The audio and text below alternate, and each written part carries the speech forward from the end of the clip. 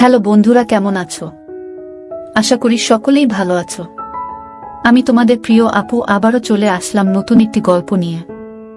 গল্পটি শেষ পর্যন্ত শুনলে তোমাদের দাঁড়িয়ে যাবে। আমি হাসান। কলকাতা থেকে দূরে এক অজপাড়াগাঁয়ে আমি আমার বাবা আম্মার সাথে থাকি। আমার বাবা একজন ব্যবসায়ী ও গ্রামের চেয়ারম্যান। বয়স 56। আমার বয়স 33। 15 বছর বয়সে আমার বাবার সাথে বিয়ে হয়েছিল। আমার এখন বয়স 18। আম্মা তানিয়া বেগম আর 5টা গ্রামের মেয়েদের মতো, কিন্তু খুবই লাজুক ও বোকা। আম্মাকে জ্ঞান হবার পর থেকে এখনো উঁচু গলায় কথা বলতে শুনিনি। আর বাবাকে তো বাঘের মতো ভয় পায়। আমি খুবই ভালোবাসি আম্মাকে। আম্মা তার চেয়ে বহুগুণ ভালোবাসে আমায়। আজ পর্যন্ত কখনো কড়া গলায় আমায় কিছু বলেনি মা। একটা সময় ভাবতাম অন্যরা আম্মার কাছে বকা বা শাসন পায়, কিন্তু আমি পাই না কেন। কিন্তু এখন ভালো লাগে। যাই হোক, আমার আম্মা পৃথিবীর সবচেয়ে সুন্দরী বললেও কম হবে, কারণ আম্মার বয়সী একজন নারী আমার সমান সন্তানের এত কম বয়সে জন্ম দিলে শরীর ভাঙার কথা, কিন্তু মা সামান্য তা হয়নি। বাড়ির সব কাজ আম্মা একা হাতে সামলায়, তবে ধানের বোতল এলে একজন কাকি এসে সাহায্য করে আম্মাকে। যাই হোক, আমার আম্মা বাড়িতে সালোয়ার কামিজ আর সুতির শাড়ি পরেন। আম্মা বাড়িতে এবং বাহিরে সবসময় নিজের পোশাক নিয়ে সংবেদনশীল। কখনো বাড়ির বাহিরে যায় না একান্ত প্রয়োজনে, আব্বা নিয়ে না গেলেও বোরকা পরে যায়। আর বাড়িতে সর্বোচ্চ হলে ওড়না বুকে গলিয়ে কোমরে বেঁধে নেয়। আমার কাছে আম্মার সৌন্দর্য হঠাৎ করে প্রকাশ পায়। একদিন রাতের প্রস্রাবের চাপ এলে উঠে বাহিরে যাই। আমাদের টয়লেট ঘর থেকে একটু দূরে। আব্বা আম্মার ঘরের সামনে দিয়ে যেতে হয়।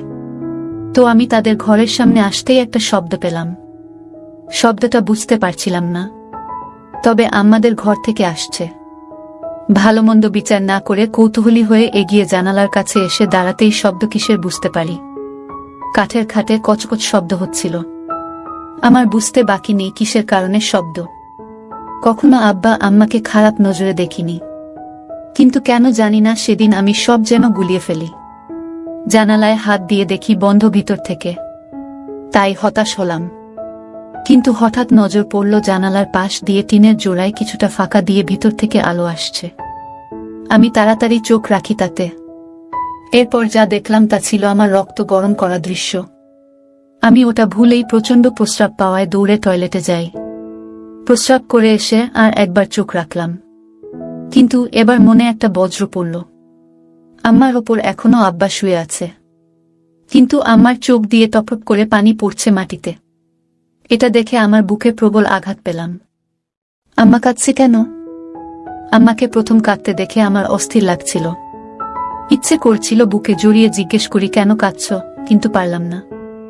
এদিকে আব্বা উঠে পড়ল আম্মার উপর থেকে। আম্মা তখন এগিয়ে আসছিল দরজার দিকে। আমি তড়িঘড়ি করে দৌড়ে নিজের ঘরে গিয়ে দরজা হালকা ভিড়িয়ে উকি দিলাম। আম্মা ঘর থেকে বের হয়ে বাহিরে পুকুরের দিকে যাচ্ছে। আমার খুব ইচ্ছে করছিল আম্মার গোসল করা দেখা, কিন্তু সাহস করে উঠতে পারিনি। আম্মা ভেজা শরীরে আবার ঘরে ঢুকল। আমি সেরাতে হাত দিয়ে নিজেকে শান্ত রাখলাম। এতদিন মায়া মমতাময়ী আম্মার প্রতি যে শ্রদ্ধা ভক্তি ছিল তা সব এখন অন্য জোয়ারে ভাসতে লাগল। রাতে আম্মাকে নিয়ে স্বপ্নদোষ হল। পরদিন সকালে ঘুম থেকে উঠে দেখি আম্মা উঠোনে ধান শুকাচ্ছে। কাজের কাকিও এসেছে। ধান নাড়ার সময় শাড়ি তুলে হাঁটু পর্যন্ত তুলে পা দিয়ে হাঁটাচলা করে ধান শুকান।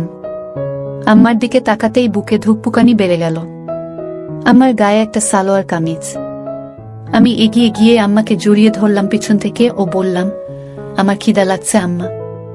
আম্মা ভূত দেখার মতো ছিটকে আমার থেকে দূরে সরে যায় চিৎকার দিয়ে। পরে আমায় দেখে বুকে হাত দিয়ে স্বস্তির নিঃশ্বাস নিল। আমি ধ্বজভঙ্গ হয়ে দাঁড়িয়ে আছি। কি বলবো কিছু বুঝতে পারছি না। আসলে কখনো আম্মাকে এভাবে জড়িয়ে ধরিনি বড় হবার পর, তাই ভয় পেয়ে গেছে। ওদিকে কাকি হা করে তাকিয়ে আছে বিষয়টা বোঝার জন্য। আম্মা তখন আমার জীবনের অন্যতম অবাক করা কাণ্ড ঘটালো। জোর গলায় রাগী সুরে বলল, এমনে ধরো কিসের জন্য? এত বড় হইয়াও তোমার জ্ঞান বুদ্ধি হয় নাই? আম্মার চোখে মুখে রাগ আর পানির ঝলকানি। আমি ভয় পেয়ে গেলাম আম্মার এই রূপ দেখে। আম্মা আমায় তার প্রতি মনোভাব পুরো পাল্টে দিল। আমি প্রচণ্ড কষ্ট নিয়ে মুখ চোখে পানি নিয়ে মাথা নিচু করে ঘরে চলে গেলাম। তখন বাহিরে শুনতে পেলাম কাকি বলছে, কিরে বুড়ি, তোর কি হয়েছে? জীবনে যে পোলারে একটু গলা উঁচ কইরা কথা কষ নাই, আইস কি কইরা এমনে বকলি? আমার কোনো প্রত্যুত্তর পেলাম না। মন খারাপ করে সেই যে ঘরে ঢুকেছি আর বের হইনি। ঘুমিয়ে পড়েছি। দুপুরে হঠাৎ একটা শব্দে ঘুম ভাঙল। ঘুম ভাঙতেই চমকে শোয়া থেকে উঠে বসে পড়ি। আম্মা আমার পাশে বসে অকাতরে কেঁদে চলেছে ফুপিয়ে ফুপিয়ে। আমি, কি হয়েছে আম্মা? কান্দেন কেন? কি হয়েছে কন আমারে? আম্মা আমায় বুকে জড়িয়ে ধরেই কাঁদতে লাগলো ও বলে উঠল, আমারে মাফ কইরা দাও বাবু। আমি আইজ আমার বাবুরারে বকা দিচ্ছি।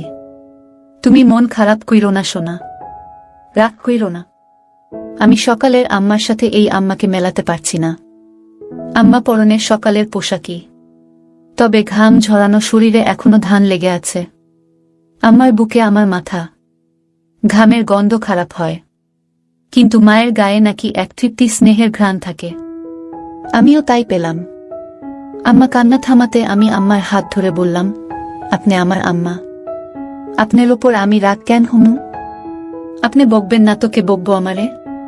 ভুল করছি তাই বকছেন। আম্মা বলল, আমার মনটা খারাপ আছিল ময়না, তাই মাথায় কাম করতাছিল না বইলা তোমারে বকছি। আমারে মাফ কইরা দিও পরাণ। আমি, আপনি এইসব বইলেন না আম্মা। আমি আপনারে ভীষণ ভালোবাসি। আপনি এমন করলে আমি কষ্ট পাই। আপনার ওপর আমার কোনো রাগ নাই। কাইন্দেন না দয়া কইরা। আম্মা কান্না থামল কিছুটা। তখন বললাম, আমার খিদা লাগছে আম্মা। আম্মা, হসো না, এই তো আসো আমার লগে। আমার পোলারা সকাল থেকে কিছু খায় না। কি মুখ পুরি আমি। আমি আম্মার মুখ চেপে থামিয়ে বললাম, এইসব কইবেন না আম্মা, আমার কষ্ট হয়। বলে আমি কি এক সাহসিকতায় জানি না আম্মারে ছোট্ট একটা হামি দিয়ে বসলাম। সেকেন্ডের জন্য আমিও স্তব্ধ হয়ে গেলাম, কিন্তু আম্মার খানিক কোনো বিরূপ প্রতিক্রিয়া ছিল না। উল্টো আমায় অবাক করে আমার গালেও দিয়ে আমার শোনানা বলে বুকে জড়িয়ে ধরল। আমি আকাশ পাতাল এক হওয়ার মতো অবস্থা হয়ে গেলাম। আসলে কখনো এমন কিছু ঘটেনি এর আগে। সাধারণত মা সন্তানের এ ধরনের আচরণ স্বাভাবিক, কিন্তু আমাদের বিষয়টা ভিন্ন। এত বড় হয়েছি কখনো এমন করিনি কেউ। হঠাৎ করা একটু অস্বাভাবিক, কিন্তু আম্মার কাণ্ডেও আমি অবাক। আম্মা আমার হাত ধরেই বিছানা থেকে নেমে নিয়ে বাহিরে ও উঠোনে একটা পাশে গাছের নিচে বসিয়ে দিল। আমি কুলি করে বসলাম। আম্মা তখন ভিতরে গিয়ে প্লেটে করে খাবার আনল। আমায় খাইয়ে দিল নিজ হাতে। মাঝে হঠাৎ আবার কেঁদে দিল আমার দিকে চেয়ে আমার গালে হাত রেখে। আমি, আবার কান্তাছেন? আপনি এসব ভুইলা যান। আমি না আপনার পোলা, আমারে ভালোবাসেন বইলাই তো বকছেন, নাইলে বকতেন না তো।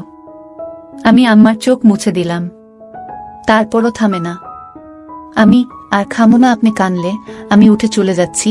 তখনই আম্মা আমার হাত ধরে বসিয়ে দিল ও বলল, আচ্ছা আর কানমু না, বসো বসো। আমি মার চোখ ভালো করে মুছে দিয়ে আবারও হামি দিলাম। প্রথমবার দিয়ে সাহস বেড়ে গেছে। মা এবারও কিছু বলল না, মুচকি হেসে আমার প্রতি স্নেহ প্রকাশ করল। আমি বুঝলাম মা অপরাধ বোধে আবেগী হয়ে গেছে বলে এই আচরণ। যাই হোক, স্বাভাবিকভাবেই নিলাম। খেয়ে উঠে গোসল করে এলাম নদী থেকে। বাড়িতে ঢুকে দেখি আম্মা গোসল করে কাপড় নাড়ছিল উঠানে। গায়ে একটা নীল শাড়ি, ভেজা চুলে গামছা বেঁধে খোপা করে কাপড় নাড়ছে। তখনই আরেক কাহিনী ঘটল। আমার চোখ আটকে গেল মার পেটে। জীবনে মার দিকে এভাবে তাকাইনি বলেই হয়তো এত সুন্দর আমার নজর এড়িয়ে গেছে এতদিন। আমি তাকিয়ে আছি একধানে পেটের দিকে। মা তখন আমায় দেখে ফেলে ও তাড়াহুড়া করে পেট ঢেকে ফেলে। আমার খুব লজ্জা পেল বিষয়টাতে। বিব্রত হলাম মার কাছে ধরা পড়ে, কিন্তু মা কিছু বলল না। কয়েকদিন চলে গেল। হঠাৎ আরেকদিন রাতে উঠে টয়লেটে যাই। তখন আবার আম্মার কণ্ঠ ও খাটের কচকচ শব্দ পেয়ে থমকে যাই। কেন জানি না ভুলেই গেছিলাম এই বিষয়টা। এই দুদিনের কথা ভেবে নিজেকে একবার গালি দিলাম, কেন দেখলাম না। রীতিমতো জানালার পাশের ফাঁকায় চোখ রাখতেই আবার সেই দৃশ্য। আম্মার চোখে মুখে ঠিক আগের মতোই নিরস চাহনি। একদম নিস্তেজ লাশের মতো পড়ে আছে, আর আব্বা আপমনে কাজ করে চলেছে। আমি আর সামলাতে পারলাম না, ওখানেই হাত দিয়ে শান্তি করে নিলাম। কাজ শেষে আব্বা আগের মতোই উঠে দাঁড়িয়ে যায়। আব্বাকে দেখে আজ এক প্রকার রাগ হলো। কেন এই বুড়ো যে আমার আম্মার মতো এক রূপবতীকে পায় তা আমার বুদ্ধিতে আসে না। এই বুড়োর সাথে এমন মেয়ে বয়সী নারীকে মানায় না। থলথলে ভুড়িওয়ালা পেট নিয়ে কোনো লাভই হচ্ছে না, তা ক্লাস 1-এর বাচ্চাদেরও বুঝতে বাকি থাকবে না। আম্মা খাট থেকে নেমে আঁচল ঠিক করতে লাগলো। আমি বুঝলাম বের হবে, তাই দ্রুত ঘরে গিয়ে দরজায় উকি দিলাম। আম্মা দরজা খুলে বের হলো। দরজা খুলে হঠাৎ কেন জানি না থেমে গেল কিছু সময়। এরপর হঠাৎ মুচকি হেসে মুখটা লাজুকলতা করে হাতে ঢেকে লজ্জার প্রকার দিল। আমি বুঝলাম না কেন এই কাণ্ড। মাত্র যে নারী তার অপূর্ণ কর্মকাণ্ড সেরেছে সে কিভাবে এমন খুশি। যাই হোক, 7-5 ভাবতে ভাবতে আম্মার আসার অপেক্ষা করছি। দেখি আম্মা বাথরুম থেকে ঘরের দিকে আসছে। এমন সময় আমার চোখ উল্টে যাবার জোগাড় হলো আম্মাকে এই অবস্থায় দেখে। আমি কখনো কল্পনাও করিনি আম্মার এরূপ দর্শনের সৌভাগ্য আমার হবে। উঠোনের বাতি জ্বলছে, সেই আলোয় আম্মার গায়ে পানির বিন্দু চকমক করছে হীরার মতো। হঠাৎ আম্মা তার ঘরের সামনে এসেই থেমে গেল। আমার দিকে আম্মার মুখ, আচমকা হাত তুলে আর মোড়া ভাঙার মতো করল, আর তার জন্য আরো ভালো লাগছিল। হঠাৎ আবার ঘুরে দাঁড়াল আম্মা। এটা দেখে আমার হুঁশ হারাবারই অবস্থা। আম্মা ঘরের ভিতরে ঢুকে গেল। এদিকে আমার কি আর শান্ত থাকার জো আছে? আজও আমি হাত দিয়ে নিজেকে শান্ত করে নিলাম। সকালে উঠলে দেখি অনেক বেলা। রোদের আলোয় ঘুম ভাঙল। উঠে বাহিরে বেরিয়ে দেখি কাজের কাকি আর আম্মা গল্প করছে আর ধান সিদ্ধ করছে। আমি গিয়ে তাদের সামনে দাঁড়ালাম। কাকি বলল, আপনি উঠছেন? এত বেলা কইরা কেউ ঘুমায়? আমি মুচকি হাসলাম। আম্মা, যাও মানিক হাত মুখ ধুইয়া আসো, খাইতে